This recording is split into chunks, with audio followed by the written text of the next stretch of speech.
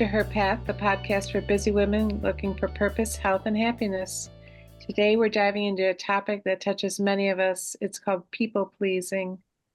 And it's something that's ingrained in us early in life, and yet it can become so detrimental to our emotional health, our mental health, and our physical health. We're going to explore what it really means, why it happens, and most importantly, how to overcome it. So let's begin by understanding what people pleasing really is and why many of us fall into this pattern. People pleasing is essentially the act of putting the needs, desires, and expectations of others before your own, often at the expense of your own well-being. And for many of us, it starts as a survival mechanism. It's a way to secure love, validation, or safety. And here's the kicker: it often feels like the right thing to do because culturally, we're taught that being selfless is good and being selfish is bad. And people pleasing can also be a trauma response because it's not a natural way of being. It's something we do to adapt to environments where we feel emotionally unsafe. It could be due to growing up in a home that with emotionally unavailable or even narcissistic parents. Or it could stem from trauma we experience in relationships, work, or in school life. And pleasers often struggle to set boundaries. They struggle to say no. They struggle to express their true thoughts and emotions because they fear conflict or rejection. And over time, this creates deep internal conflict where the person feels exhausted, resentful, or disconnected from their own needs. Does this sound familiar to any of you? I know it hits deeply within me. Yeah, I was, as a kid, mostly because I didn't want mom. Mom was very explosive and very very harsh, disciplining. And so that's where it came from, is just trying to make things right, not do anything wrong, make mom happy so that, I wouldn't get in trouble or yelled at for anything at school, doing everything right so that, the teachers wouldn't be upset, wouldn't have a need to call home to cause trouble with, peers at school, being super friendly, super agreeable all the time so that no one would say anything negative or, talk badly behind your back.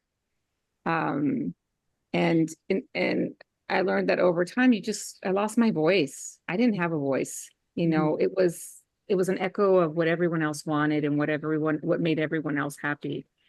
And it took me some time when it became very detrimental and it was really holding me back. And it was kind of around the time when I left for college when that just had to stop. And I had to put myself first in order for me to be able to move forward. There was a point when I almost didn't go to college because I was just so worried about the situation in my house, about my siblings, what was going to happen to them, what was going to happen to mom, what's going to happen to my dad. If I'm not here, I felt responsible, like I was the glue that was holding anything together. But I had a very important role model who at that time said, look, you have to put yourself first. You have to think about yourself first. It's not a selfish thing to put yourself first. The better situation you are in, the more you will be able to help others in the future. And so that was like a switch, something that changed, that really taught me to start thinking about putting myself first, and that I wasn't in control of what anyone else thought, how anyone else reacted, or what they did in their lives. They were responsible for their own actions, and I had to be responsible for my own. Luckily, I learned that at a young age, and it wasn't like an automatic from one day to the next. I was a completely different person, but it gave me some much needed perspective that I had been able to hold on to be able to have a quality of life. You got that message really early in life. That's amazing. Really early. How about you, Elise? Anything Hear to me? add? Yeah, I think that my where my people pleasing came from was not was more about keeping the peace, wanting everyone to be happy, not wanting conflict, not wanting disagreement, and finding that being a people pleaser could help keep the calm. And I came from um a very loving family, a very calm family. There were no raised voices, a very academic family, but my ability to people please to keep the peace became my go-to, like just never wanting conflict. And I realized that in my young adult age, when it became clear to me that I didn't really know who I was and what I stood for, and I wasn't showing up as my authentic self, that I was, you know, giving into what other people wanted, or going with the flow. And it's taken a long time, and I'm still learning how to show up authentically, how to have the courage to not cause a conflict, but stand in my own space, even if it means conflict or discomfort.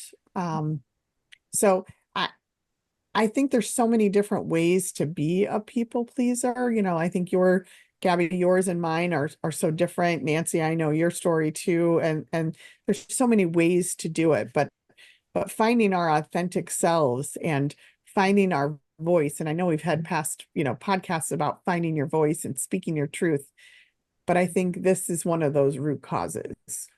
Right, for sure. And I'm a recovering people pleaser. I do have relapses, but it's okay because I'm in a 12-step program. No, I just having some fun, but I feel like my people pleasing definitely stemmed from wanting people to like me and wanting to control what other people thought of me. And something that was so freeing for me was learning that I can't control what other people think by my actions. Mm. And if I like what I'm doing, then that's okay. But if I'm doing it to get approval from somebody else, to question that, like question my motive. And something that's been, we talk about it a lot, especially in end of life care and being in a caregiver role. I'm a natural giver. And it is easy to give and give and give and give until you have nothing left to give. But they, are always encouraging us to fill your own cup, which is putting yourself first. But fill your own cup because you cannot give from an empty cup. And I'm not really sure where this idea of filling your own cup, whatever that looks like for you, is being selfish. But that is just, I've heard that from so many people, that self-care is selfish, or worrying that self-care is selfish, and taking time for yourself, or drawing boundaries and saying no. And what I have found is the opposite. Saying no and having boundaries and doing what I need to do for myself to fill my cup, I then have more energy to be able to give more. So, but it's a work in progress, and I think lifelong for sure. Definitely, Nancy, when you said unemotional parents and narcissistic, I was like, all right, that makes sense. Sure, that's me. Yeah. Yeah. Parents divorced when I was like 5, and so I would always go in between both of them, and just trying to, be the one that would always fix everything. Um, yeah, so it wasn't healthy for me to grow up like that, but hey, whatever it is, it is. But anyway, one thing that people don't recognize about people pleasing, and this really triggered me when I heard about it, is it can actually be a form of manipulation. Because while people pleasing seems selfless, it can also be a subconscious way to control how people perceive us. So when we people please, we're essentially trying to manipulate someone else's response, whether it's their approval, their affection, or their validation, by doing or saying what we think they want to hear. And I'm so guilty of that. So we're not being authentic. Instead, we're shaping ourselves to fit what we believe will make other people happy. And at the end of the day, this isn't true connection. It's a way of securing our safety or acceptance by hiding parts of who we are. And it leads to long-term resentment. When we mold ourselves to avoid conflict or rejection, we reinforce unhealthy dynamics, both in relationships and in our brains. And have you guys heard of fawning, like fight, flight, freeze, fawn? Tell me Fawn, what that is. I have, but it doesn't make sense to me. fawning is it's closely related to people pleasing. It's a term coined by a therapist named Pete Walker. It's part of the fight, flight, freeze, fawn trauma response. Mhm. So when we fawn, we try to avoid conflict or danger by excessively accommodating other people. It's the ultimate form of self-betrayal because it requires us to suppress who we are in order to gain approval or avoid negative outcomes. And they say it comes from childhood, particularly in environments where we didn't feel safe. So if you grew up with parents who were overly critical, neglectful, or controlling, you may have learned that the best way to protect yourself was to please them by doing whatever you could to avoid their anger or disapproval. So when you're in a fawn response, you might agree with things you don't actually agree with. You might say yes to things you don't want to do or tolerate behavior that crosses your boundaries. And over time, obviously, it chips away at our sense of self. Now, I will say there may be some instances when fawning is appropriate. And I just thought about trying to put my 7-year-old to sleep when she makes demands that I know full well I'm not going to follow through with. If I go to sleep right now, will we go to Disneyland tomorrow? Yes, honey, whatever you want. Anything you want. We'll go to Disneyland tomorrow and I get to bed. And you promise I can have some ice cream tomorrow? Oh, yes, I'm going to give you the biggest bowl of ice cream you've ever seen. So yes, yes, yes, yes, go to bed. So just FYI, there may be some instances when, we may want to do a little bit of people pleasing for that positive gain. And Right. I don't think any harm was done at the end of the day. No, And she remembered that I promised it, but I would just have to Or- say, I didn't remember. I didn't say that. You must have been half asleep when I said it. funny. They don't forget, do they? Or my husband, I promise I won't have a headache tomorrow. I promise I'll be in the mood tomorrow. Right. All your dreams come true tomorrow. Not today. So the irony is that people pleasing, it's an attempt to create harmony, but it also leads to more internal chaos. So when you realize that it's not about being nice, but it's also about trying to control outcomes, you can see the importance of shifting away from the pattern. Because real connection and peace come from being authentically yourself, not from manipulating situations or people to feel safe. So how does it impact our health? Well, not only emotionally draining, but it can lead to physical consequences. Because when we suppress our true selves to meet the expectations of others, we engage in chronic stress, and the stress releases cortisol and other hormones that wreak havoc on your body. So people can have symptoms like insomnia, fatigue, or frequent illnesses. Over time, it can lead to chronic conditions like autoimmune issues, digestive issues, and heart disease. And I see this in women I work with, those who've spent decades putting everyone else first. Eventually, they find themselves physically and emotionally absolutely tapped out. But it's good to notice the importance of neuroplasticity, our brain's ability to change and heal. So even though people pleasing can feel like it's wired into us, the good news is we've got the power to rewire our brains through intentional thought patterns and new behaviors. So it's not about fixing yourself, but rather reclaiming your mind and body from conditioned responses. So how do you begin to break free from people pleasing? Well, like Gabby, you have a good mentor who kind of instills in you the need to do your own thing, but you start by becoming aware of your patterns by asking yourself, where do I say yes when I really mean no?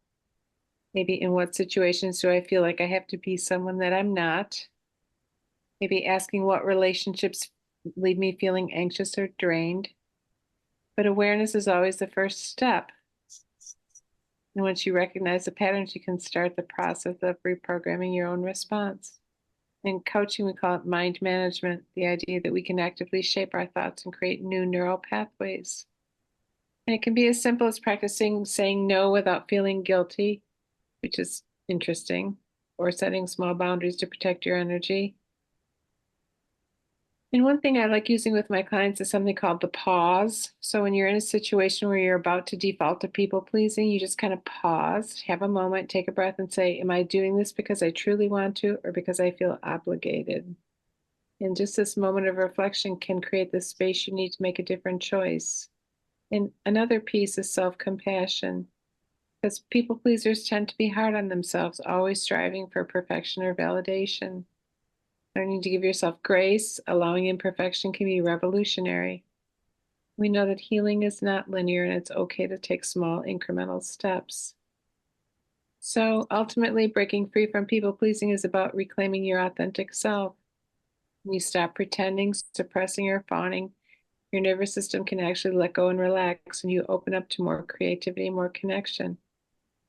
It's not selfish to put yourself first because it's essential.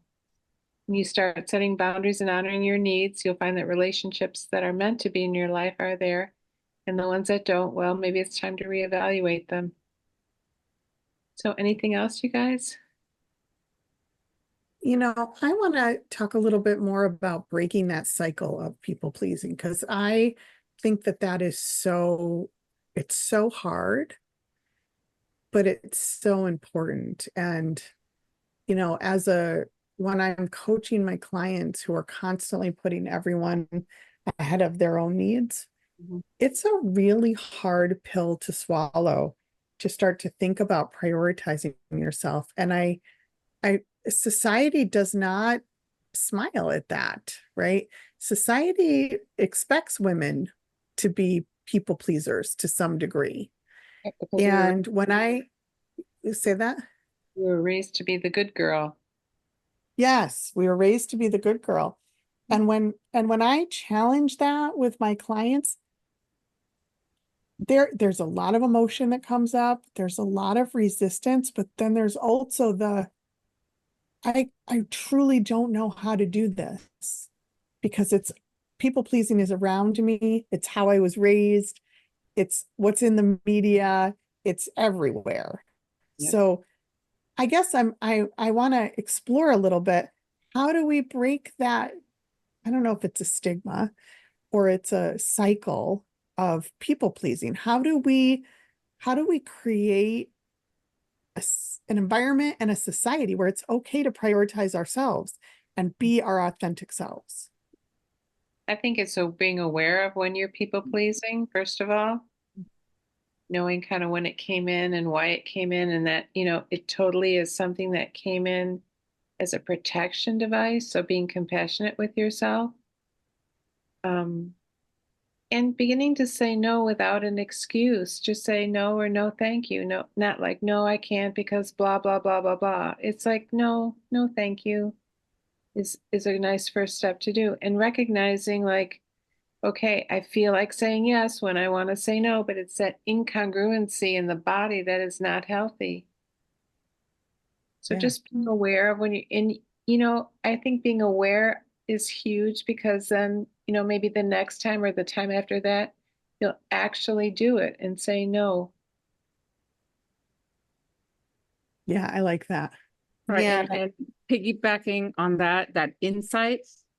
And I see this when people or when I complain about something that I agreed to. I'm complaining, feeling frustrated, feeling overwhelmed, feeling negatively about something that I was asked to do or something that I chose to do because I was wanting to look good. I was wanting to make myself appear a certain way to the community or to the PTA group or to this committee, and it wasn't something that really brought me joy. It wasn't something that I was authentically really joyful, committed, feeling good about doing, regardless of the time commitment, regardless of the work it would take, regardless of how hard it would be,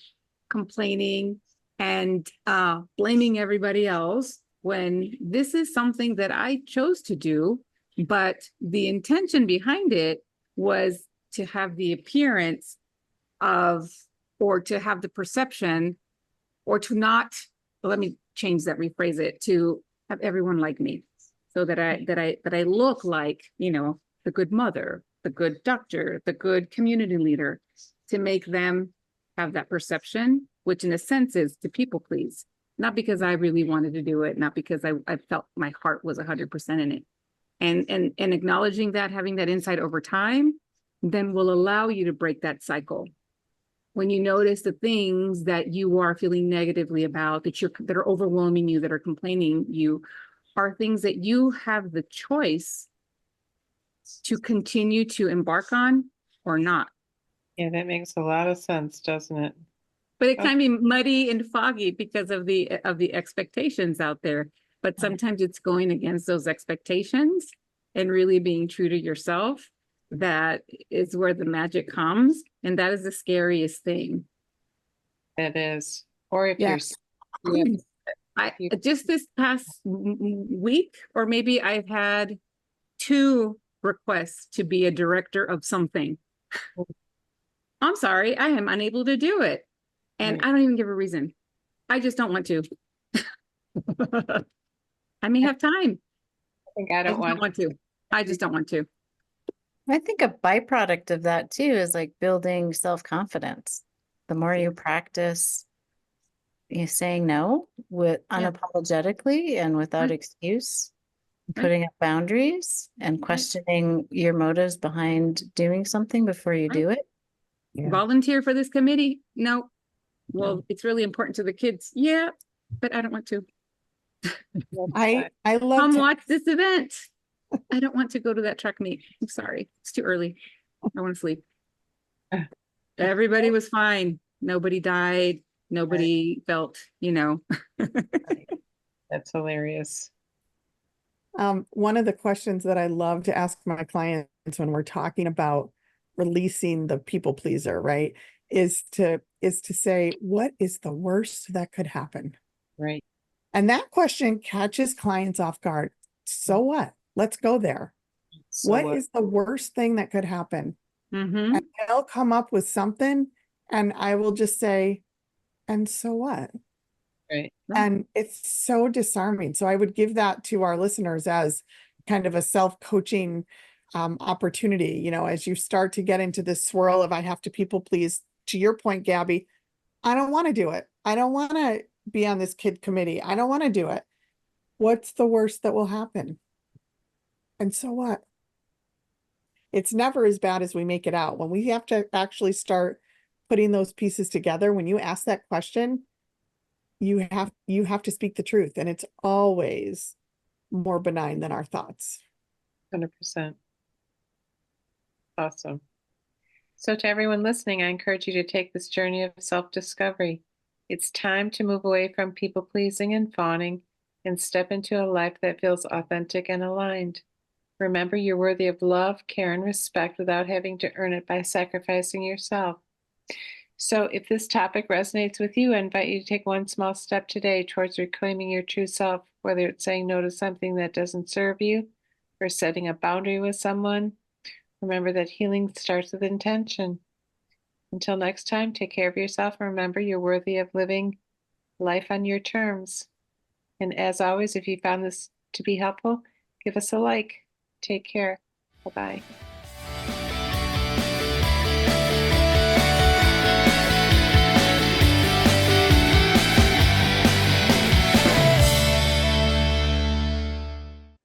Hey, one more thing before we leave. This podcast is for informational and entertainment purposes only. We are certified professional coaches, but this broadcast is not a substitute for medical or psychological advice. Okay, thanks for listening. See you next week.